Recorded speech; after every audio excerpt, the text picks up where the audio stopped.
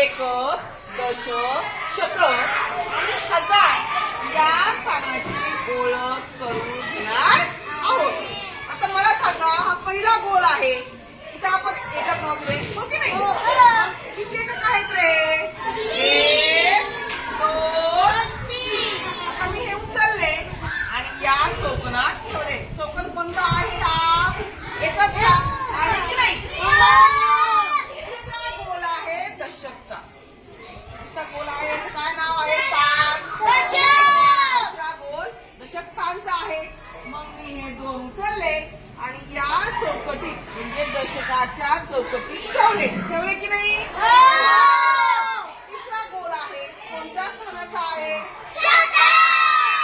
मी किती मोजू आहे? 1 2 3 4 5 6 क्यूब उचलून मी शतक स्थानात ठेवले. आता चौथा गोल आहे, कोणत्या स्थानाचा आहे तो? किती घन आहे? क्यूब आहे? 1 2 3 4 5 6.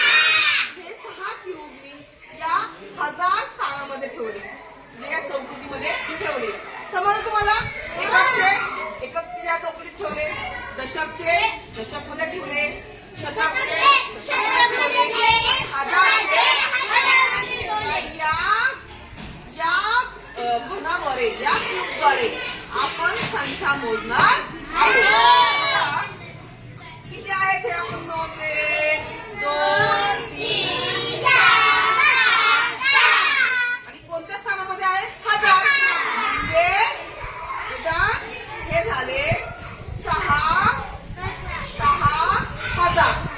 आता शतक मध्ये किती आहे? 1 2 3 4 5 6. दशक मध्ये किती आहेत? एकक मध्ये किती आहे? 3. मग आपण याद्वारे संख्या वाचणार आहोत. 6000 623. बोला माझ्या मागे. 6023.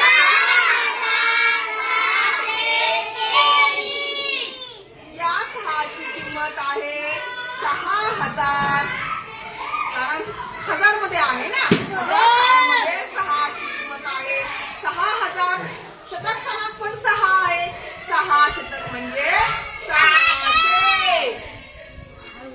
2 दशक म्हणजे 3. एकक म्हणजे 3.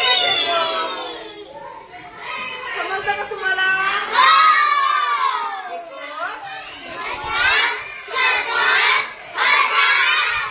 गोलाद्वारे आणि या चौकटीद्वारे शिकलेलो